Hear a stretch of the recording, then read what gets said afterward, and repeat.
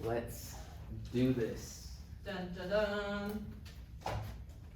So I'm gonna start off with the obvious again. For document 16, who wrote the document? Or not wrote, but like who is the document about? Levion.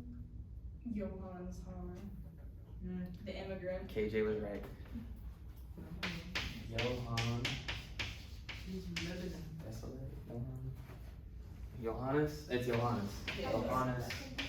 Hannes. That A with a little like an accent mark is a Han sound. For a little German knowledge out there. Alright. Topic or what? What is this document talking about? His experience in the colonies. Dylan is correct.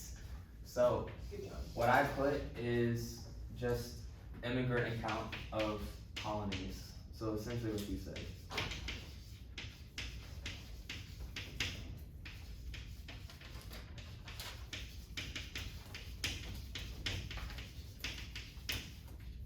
And my mom made a critique, said I wrote crooked last time, so I'm gonna make sure to write straight for y'all this time. So when did this document take place? 1769. 1769. August 25th. Usually when you do dates, stuff like that is not specific unless it's like that. The knowing the month and the day is like vital to the information. So usually just knowing the year is important because the year will come back here and we can associate things to historical context. All right, where does this take place? It says Lebanon at the top of his letter specifically, but he is in Pennsylvania. Oh no, he's not. I think it was Pennsylvania too. To Pennsylvania. Yeah, The letter was going. Lebanon may be a city at the time. I'm not Yeah. sure, but it's definitely for sure we know it's Pennsylvania. All right. So historical context. What is going on at this time? Anybody know? Anybody want to take a stab? What's going on? Colonization of America. Like the massive migration. So you talking about like westward migration? Well, Not- Western world, not Western United Yes. States. Spanish missionaries. So you mean like immigration? Yeah. Okay, that's the word I was looking for. So, because you were phrasing it right. No, you were doing a good job, but it was just those keywords. Sometimes you just need to make sure that you're saying them because, like, by you saying westward expansion, it's you refer to like the colonies and westward expansion. So just like immigration. Yeah. And that's exactly what I was looking for. We're seeing in this time, especially in the 1700s, large accounts of German immigration, and during the 1700s. One of the big historical events that is going on right now is the 30 Years' War.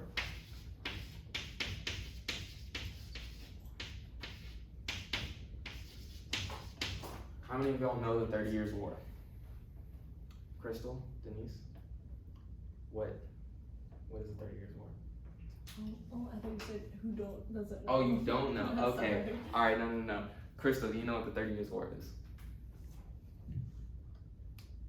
For the rest of It the... was a destructive war. Did you just Google it? Yes, I did. Oh my god. I've heard about it, but that doesn't mean I Okay. knew what it was. Well, you raised your hand, so I You thought- asked if we heard about it. Oh, that is valid. Okay, let me rephrase. You didn't know. How many of you know the extent of the 30 Years' War? It was a religious conflict fought by various- No, that's exactly correct, even though you're going on Google. But that's exactly what it was. So, King Ferdinand II, Well, it's off of history.com, so it has to be right. yes, usually. Okay, so to give you some background on the 30 Years' War. So, King Ferdinand II, who is the king of Bohemia, which is modern day Czech Republic, he essentially wanted to make all of like middle, like Europe area, so like what is now Germany, Switzerland, Austria, Czech, Denmark, which is just above Germany, like north of it. He wanted to make all that Roman Catholic. So he wanted to basically have this big, assimilation of this Roman Catholic religion. And of course, the effect of that is that every minor religion of Christianity. So you have the Protestants. I'm not good with religions. Lutherans, yeah. Basically, we're mainly focusing on Protestant and Lutherans because they were German, so I'm going to focus on those. But there's other religions in the European area that are also affected.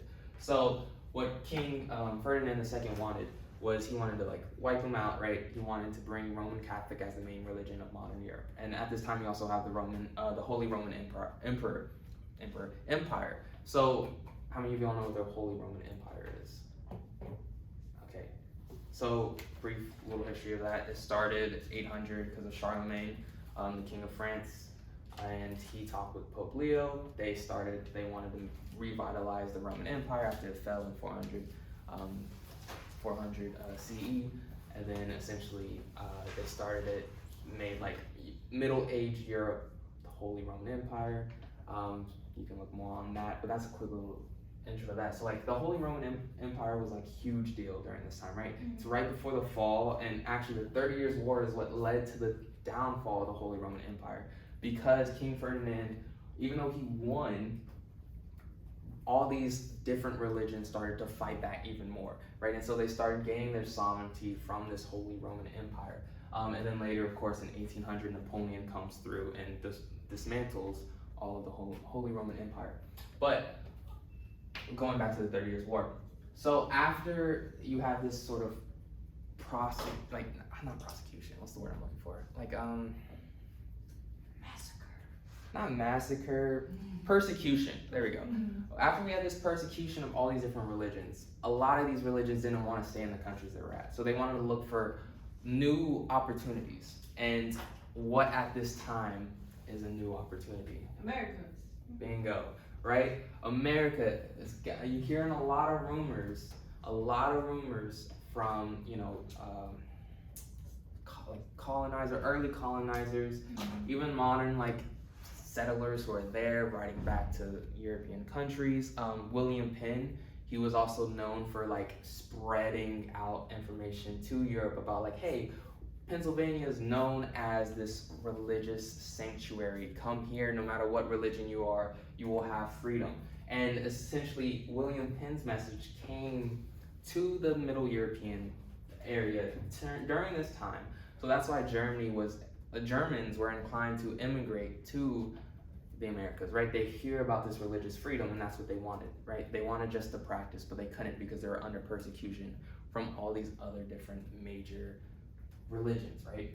So there's some historical context right there for what is going on at this time and why we're seeing this German immigrant writing back to his family, right?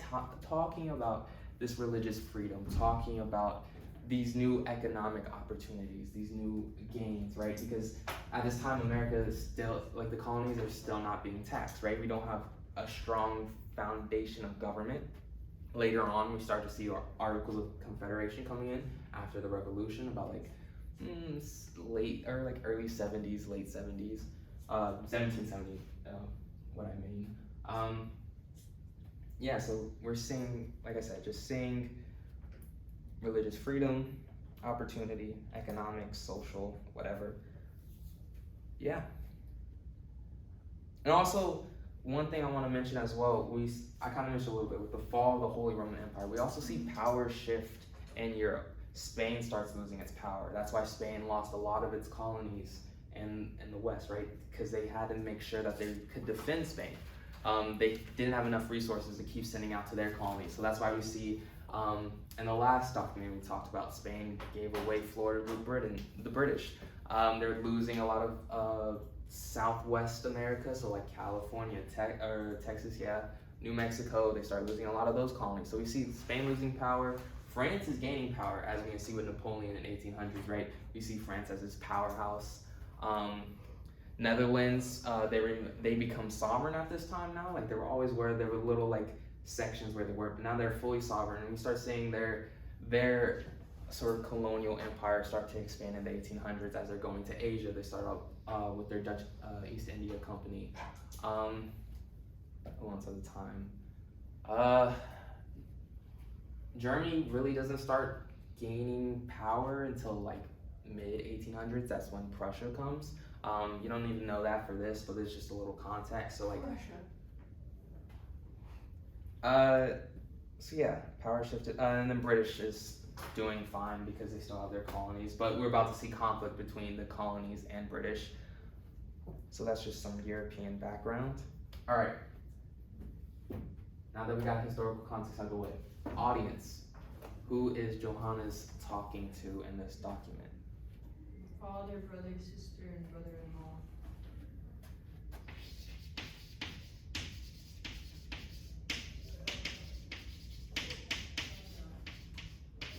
So family, I just put an emphasis on German, so we know that he's referring back to Germany, as we can relate that back to the 30 Years' War and what's going on. So all that context I just gave about the persecution and all that, we see, all right, he's telling his family, hey, this place is great, right?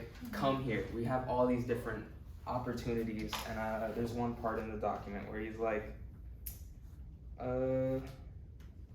of the sun-dry craftsman, one may do whatever one wants, nor does the land require payment of taxes.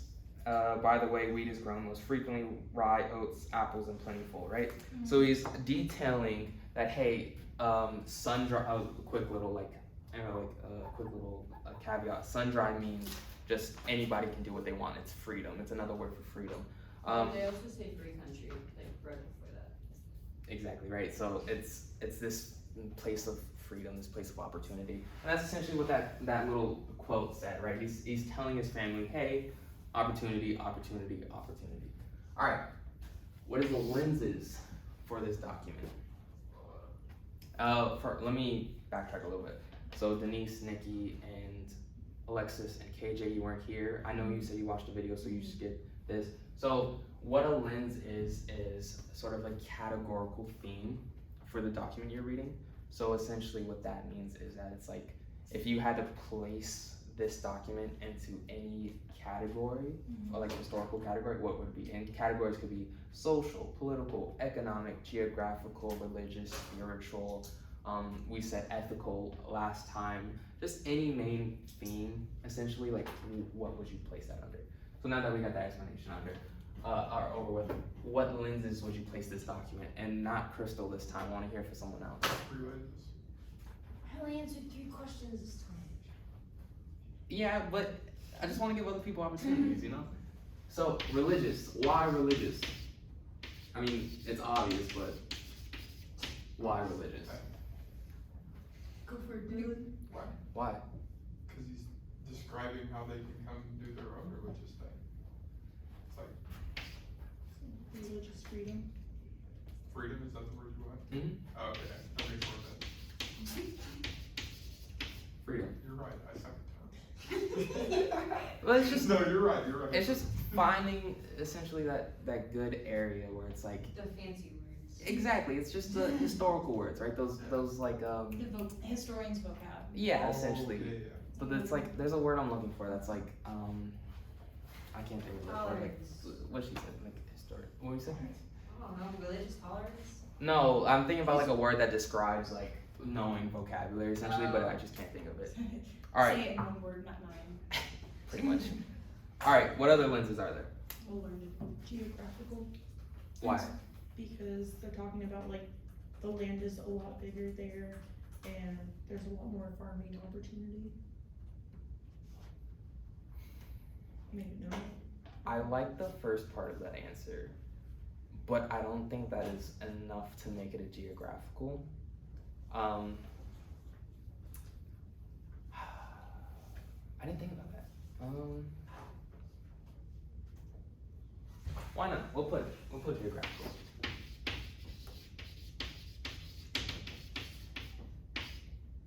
Land. Okay. What else? Social? In what sense? In the beginning, he talks about like God for his healthy will, and then he talks about how his brother-in-law died and how much that pained him. Like he talks about like a lot of like social stuff in the beginning, and he also ends with it and kind of like merges it to make it more personal. I see where you're coming from, but I'm gonna say no, because when we refer to social things, it's more of things that affect a society, right? Things that have impacts, societal impacts. Him relating information about things that are going on in his social life, I don't think that would be a good historical sort of categorical thing. But you're on the right track a little bit, you know, just, you gotta, also I didn't do a good job of like explaining the like each term and like things, so like I understand the confusion there, so don't, you're good, you're on the right track. Alright, what else? Economic. That's the one I'm looking for. Economic. Why? You're right, economical. Call. Thank you. Hey, Why? because there's no taxes on the land yet. That's one. It Okay. don't cost And they're money. describing like how much more money they can make in America, versus the time spent in Europe. Like each day, they don't have to pay tax, or they have ties, like they can have a cow, you know, but they don't have to pay for the land and stuff like that. So, And there's food there. Yeah, they can grow. so Lily Valley. I just put capitalism, essentially what it is. Capitalism. Alright, I'm looking for one more, but this is, I'm kinda iffy on this, and I wanna see what y'all think about it, but I wanna see if y'all can guess it first. Anybody? Ethical. No. Boo. I'm not doing ethical because, But it is an ethical decision to make. in what sense? What is your argument for that? What's my argument? Well, if they move to America, they get religious freedom, they can get land, and they can do whatever they want. So basically combines all of them into one thing. It's like a big cover. But ethical really refers to like you're doing something that's going against the norms of society. Well, technically going against the norms would be moving to America, and that's what they're gonna do. But that's just normal everyday life, you can argue, right? If you found a job in, let's say, California, you're gonna move out to California But because is it it gonna benefits take you you. 6 months on a boat to get there? I don't think that. Yeah, that has nothing to do with the argument. It has everything What to were do you- with it. I ain't sitting on a boat for 6 months to go to So Europe. you have They're political, you have crazy. religious, spiritual, social, economic, military. I forgot about that one. Military is a good one, but this, of course, it doesn't apply to this in any sense. Just main things that apply to history, essentially, if that makes sense. What are all the rest of those? Spiritual. I mean, spiritual and religious are like The same thing, essentially. kind of basically like going. I say spiritual more when we talk about Native Americans, especially in the Yeah, last yeah, document. right. You saw a lot of spiritual Right, right. things, especially with the Delaware Indians. All right, the one I'm kind of iffy on, I'm gonna say political. Right. Yeah. And the reason why I say political is primarily because of the 30 Years' War and how it was a war based off religion, but it had a lot of political implications to it. One being people were looking for new opportunities, stuff like that. I'm a little iffy on it just because, like, in this document, it really doesn't talk about it. It's more about the context behind it. So in that sense, if you want to include political, you can just because of the historical context, but I'm not going to in this instance because if we're referring strictly to the document, we already hit them. Economic, religious, and geographical, like Alexis said. She brought up a good point. So yeah, the last but most important, what is the argument, or in this instance, why? Why is he writing this document, or why did he write that letter? To persuade the people to go to the new land. Okay, so we have persuasion. Why is he persuading them? He wants to be able to create like a really good image of America, like they all do. You say almost say. Bring them all there. Yeah, I almost say inform. Inform confirm. too. Yeah, confirm that Like, the rumors are inform. true. Yeah. So, Bring one side. rumors, commies. What else? Like, I don't know. Maybe build up excitement almost. Hype it up. Yeah, Alright. just to build up the hype. He's just saying like, hey, we can, hey, we can like start family here, we can have land here, like, we can have our own community, So like, going back to economic opportunity, like huge economic opportunity in their eyes. or shorthand opportunity. OPP stands for opportunity. I feel like the main thing is the economic, and the second thing, like, the prime thing is economic, but the second thing that is like just sweetening of the deal is the religious freedom. Yeah. Why do you think the economic is the big thing? over religion? Because they don't really, from where they're from, like the 30-year war, they don't really have much land to begin with, and there's taxes, like where they're from, and move to a land where there's no taxes and more land. And he talked about how much like land, and like talked about a vast amount of land, like you could go to the trees, you could go to the rivers, like, and have this tightly lit community of where you just have this abundance. Okay. So I'm gonna give you kind of like a hypothetical in a sense. So let's assume that Johannes heard rumors about America, and that he heard that there's new lands and opportunity, like those type of opportunities like you're referring to. Would you think after the context of the 30 Years' War, that's why he wants to move to the Americas? I feel like you more care about like your economical well-being over your religious well-being first, because how are you supposed to pray to your God if you're living horribly? I'd almost argue against that because of the 30 Years' War with people killing each other over religious freedom. It would almost be better to move countries and be safe and then figure out the money side later. And I'm gonna have to agree with Dylan. Just because the 30 Years' War, like Dylan said, was based off religion, we're seeing that a lot of these immigrants are moving because of religious purposes, not economic purposes.